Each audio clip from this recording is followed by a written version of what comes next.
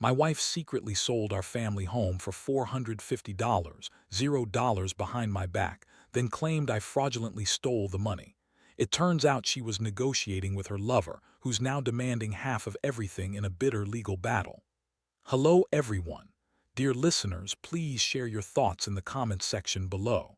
And don't forget to like, share, and subscribe. Now, let's begin the video. Using a throwaway for obvious reasons, with certain specifics modified to preserve anonymity. It all started with a gut feeling I couldn't shake. I've been married to Lisa for 10 years, and honestly, I thought I knew everything about her. Her habits, her moods, her little tricks to get her way. But then, out of nowhere, she began acting strange. Little things at first. She'd be more secretive about her phone, always locking it when she went to the bathroom or when I was nearby. She'd leave her computer open, then quickly shut it when I entered the room. Small stuff, but enough to make me suspicious. I remember one night, I caught her typing something on her phone and she quickly deleted the message.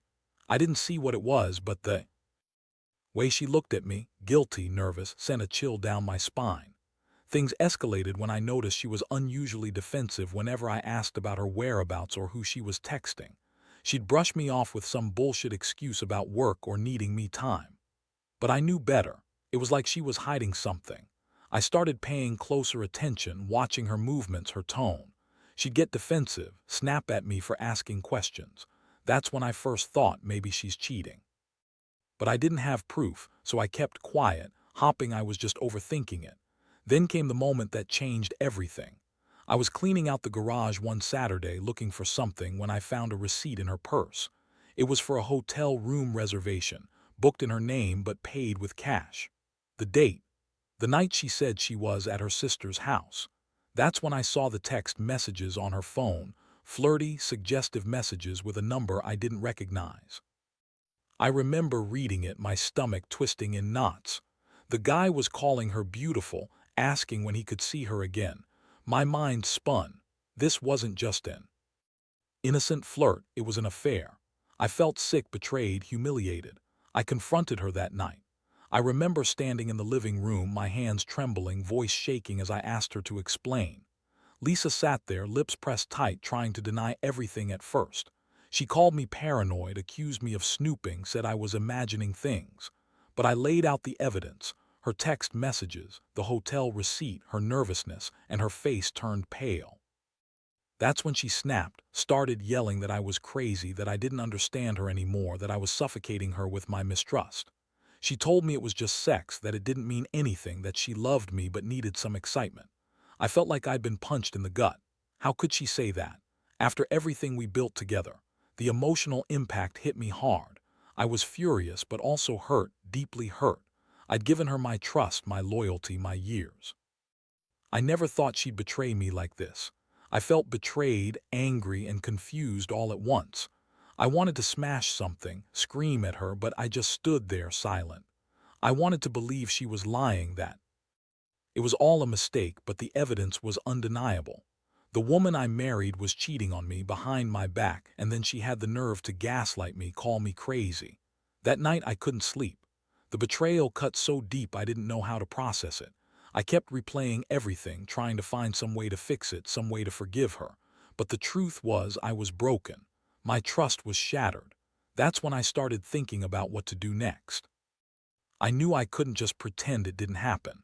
I had to decide whether to fight for the marriage or walk away. But one thing was clear, she wasn't going to make it easy. Lisa was manipulative, bitchy when cornered, and she had a way of twisting every situation in her favor. Still, I wasn't going to let her keep pulling the wool over my eyes. I needed a plan. I needed to understand what she was up to, how deep this really went. And I definitely needed to figure out how to get my life back on track. I wasn't going down without a fight, even if it meant exposing everything she tried to hide. Because if there's one thing I learned, it's that betrayal like this doesn't just hurt, it destroys you from the inside out. After I found out about Lisa's affair, I couldn't just sit around and do nothing. I had to get my head straight, figure out what the hell I was going to do next. I started digging, piecing together everything I could find, her phone, her emails, even her bank statements. I wanted to see just how far she'd gone, what she was hiding.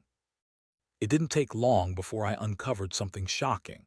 She'd secretly sold our family home for $450, $0. I didn't even know she was planning to do that. She told me she was just fixing up the place, doing some renovations, but instead, she was making a move behind my back. It was like a punch to the stomach. I remember going through her emails late into the night, trying to find any sign of her plans. That's when I saw the deal, the transfer of the house, done quietly without telling me. She had negotiated with some shady real estate agent, kept everything hidden. The money, she claimed she was going to use it for us to buy a new house to start fresh, but I knew better. I knew she'd been cheating on me with that guy, Mark, for months, probably even longer, and she'd been planning this big move all along. The more I looked into it, the more I realized she'd lied about everything.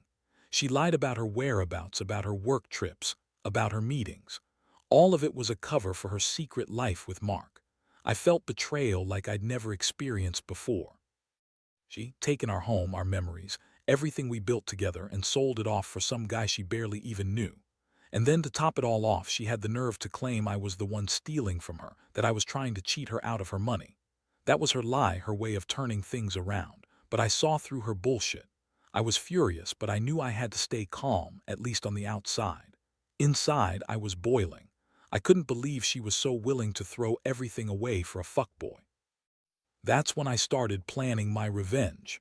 Not just to hurt her, but to make her realize she couldn't manipulate me anymore. I wanted her to feel the pain she'd caused. I decided I'd expose her lies, take back what was mine, and make sure she paid for what she did. I wasn't just going to confront her and yell. No, I needed a plan that would hit her where it hurt, both emotionally and financially. First, I contacted a lawyer. I wanted to understand my rights. I knew she was trying to keep the money, but I also knew she'd hidden the sale from me on purpose. I told the lawyer everything. I told him about the house, the sale, her affair, her manipulations. He advised me to get a hold of the paperwork, the contracts, the bank statements. I did just that. I pulled all the documents I could find. I needed proof, undeniable proof, that she'd betrayed me and stolen from us. I also started gathering evidence of her affair, screenshots of messages, her hotel receipts, even a few shady texts between her and Mark that I found on her phone. I couldn't believe how much she'd lied, how much she'd hidden. Meanwhile, Lisa kept up her act, trying to pretend everything was fine. She'd come home, act innocent, act like I was overreacting, but I saw through her. She was bitchy, defensive, always trying to manipulate the situation. She accused me of being paranoid, say I was just jealous, but I knew the truth. She was the one cheating, the one sneaking around behind my back, and now she was trying to spin it so I was the bad guy. I couldn't let her get away with it. I had to fight back, not just for myself, but for everything we'd shared. I promised myself I wouldn't let her ruin me. That's when I realized I needed to take control of the situation. I wasn't just going to confront her and hope it all worked out. No, I was going to make her pay, legally, financially, emotionally. She thought she was clever, but I was smarter. I knew her tricks, her lies, her manipulations, and I was ready to turn the tables. I had enough evidence now to go to court, to challenge her sale of the house, to claim what was rightfully mine. I wasn't just angry, I was determined. Lisa's betrayal had shattered my trust, but it also lit a fire in me. I was done being the passive husband. From now on, she'd see what happens when you mess with someone who's willing to fight back. Once I had all the evidence lined up, her secret sale of the house, the shady texts with Mark, the bank statements, I felt a strange mix of relief and anger. Relief because I finally saw the full scope of her betrayal. Anger because she thought she could get away with it all without consequences. I knew I had to act fast. I contacted a lawyer who specialized in property disputes and infidelity cases. When I explained everything, he told me I had a solid case to challenge the sale, especially since she'd hidden it from me and used the money without my knowledge. That was the legal basis I needed to fight back. The lawyer advised me to file for an emergency injunction to freeze the sale and prevent her from transferring any more assets. I did that first thing the next morning. I also demanded access to all the documents related to the sale, contracts, receipts, everything. Meanwhile, Lisa was still pretending everything was fine. She kept throwing tantrums, calling me paranoid, accusing me of ruining everything, trying to turn the blame around. She'd lie about her affair, deny everything, then turn around and accuse me of being the one cheating. It was like living with a snake, slithering, manipulative, always trying to bite back when cornered. I remember the day I got the court order. It was a cold, gray morning, and I felt a strange sense of clarity.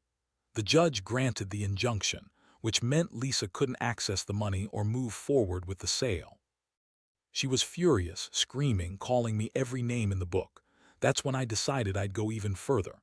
I hired a private investigator to dig into Mark, her lover, to find out exactly how deep this rabbit hole went. I didn't want just her to suffer. I wanted Mark to realize he was messing with the wrong guy. Turns out Mark was married too. That was a shocker. I found out through some online court records, and I felt a strange mix of satisfaction and disgust. This guy was no better than Lisa, both of them lying, cheating, using people.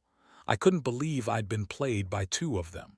I started gathering even more evidence, photos, messages, everything, to use in court. I wanted to make sure they both understood that their games had consequences. Meanwhile, Lisa's behavior got worse. She became bitchier, more aggressive, trying to intimidate me into backing down. She'd scream about how I was ruining her life, how she deserved happiness too, even if it meant cheating. She accused me of being controlling, of not loving her anymore.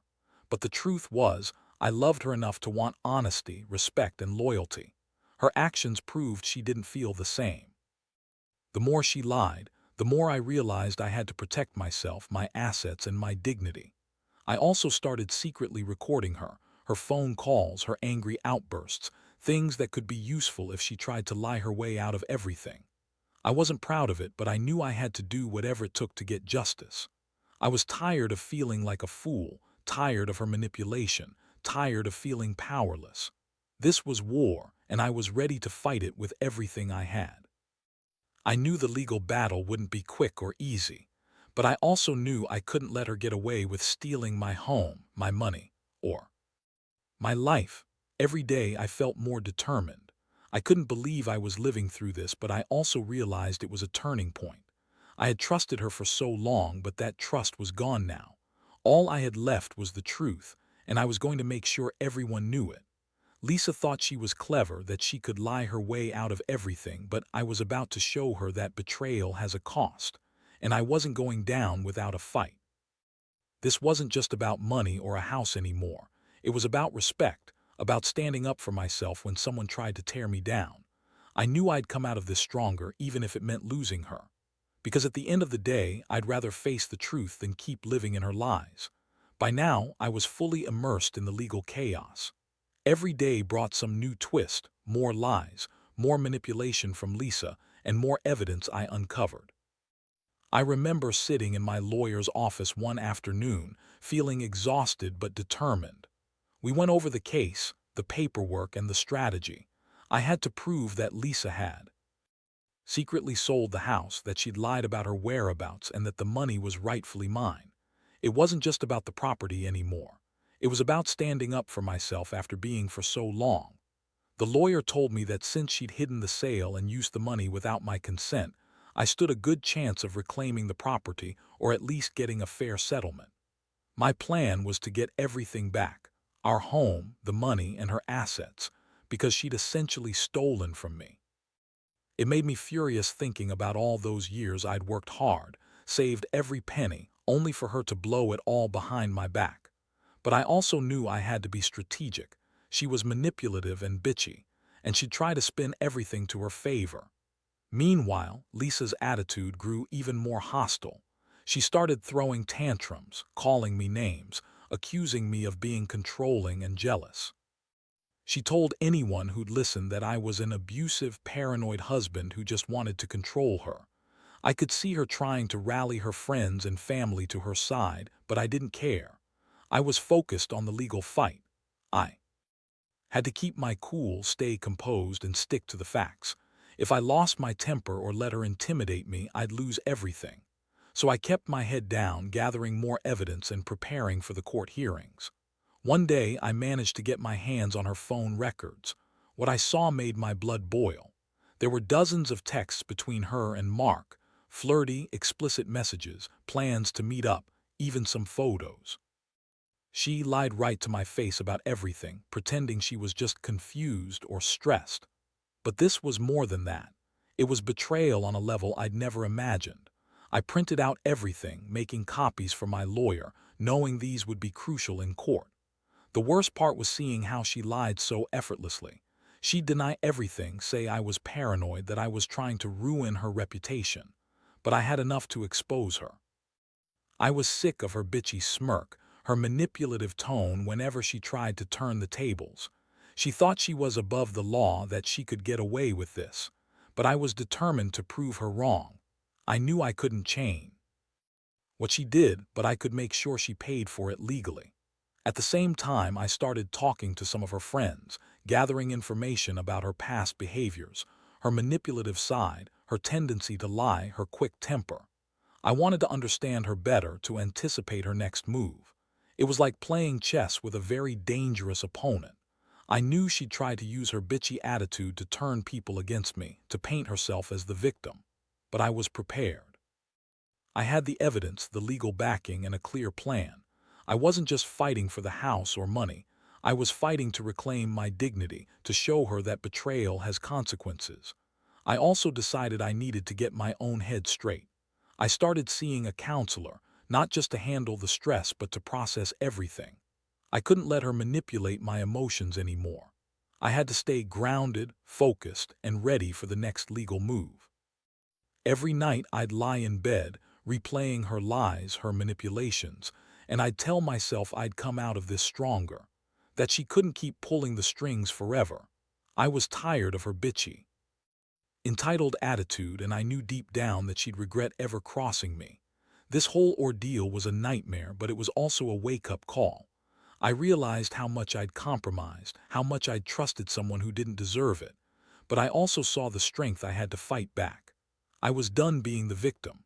From now on, I'd stand my ground, fight for what's right, and make sure she paid the price for her betrayal.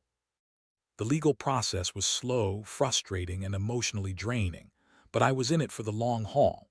And I knew without a doubt I'd come out of this victorious, or at least I'd reclaim what's mine and finally put this chapter behind me. The court dates kept piling up, and every hearing brought new revelations. Lisa's lawyer tried every trick in the book, claiming she didn't know about the house sale, that she was coerced, that I was just trying to ruin her reputation.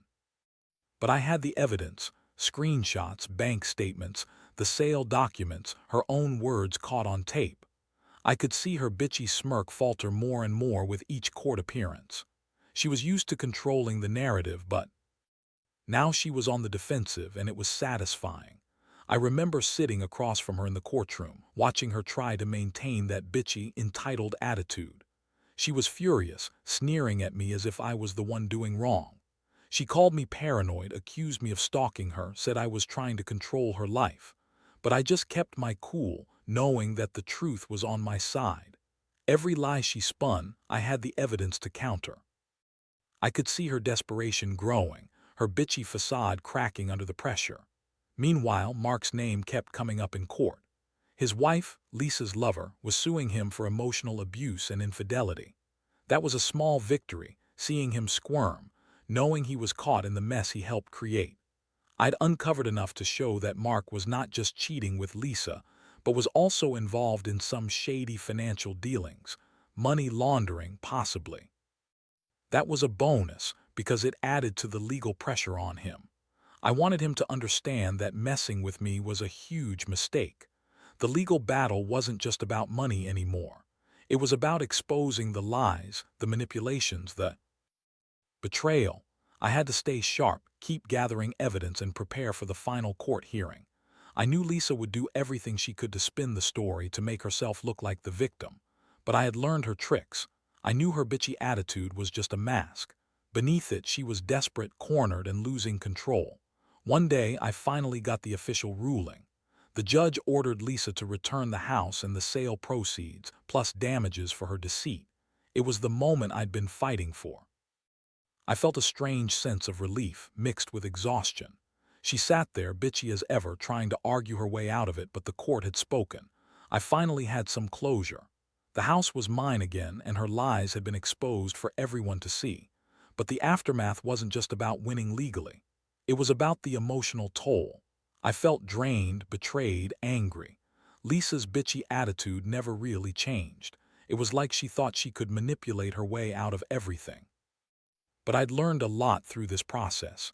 I saw her true colors, the entitlement, the lying, the manipulativeness. It made me realize I'd been blind for too long, trusting someone who didn't deserve it. In the end, I made the decision to leave her. I couldn't stay in a marriage built on lies and betrayal. I packed up what I could, moved out, and started rebuilding my life. It was a painful process, but also freeing. I finally understood that sometimes you have to fight for yourself, even if it means losing someone you once loved. I didn't want to carry her baggage anymore. I wanted to find peace and rebuild on my own terms. Looking back, I learned that betrayal cuts deep, but it also reveals who people really are. Lisa showed her true bitchy, manipulative side when things got tough. I learned to trust my instincts, to fight for what's right, and that sometimes the only way to truly move forward is to cut out the toxic people in your life.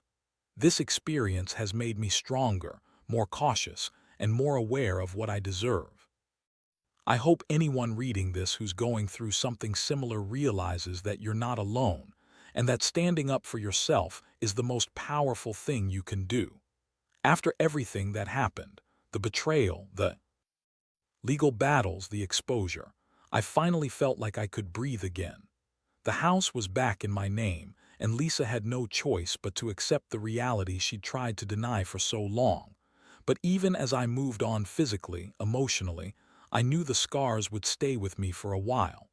Trust had been shattered, and I wasn't sure if I'd ever fully rebuild it. That said, I learned some hard lessons about people, about trust, and about what it takes to stand up for yourself when it feels like the whole world is against you. Looking back, I realized that her bitchy attitude, her lies, her manipulations, they were just a facade. Beneath it all, she was scared, desperate, and angry that she couldn't control me anymore. Her cheating was just a symptom of her own insecurities and her inability to face consequences. I used to think marriages were about loyalty, love, and commitment, but I've come to see that sometimes they're about recognizing when someone has crossed the line and deciding to walk away.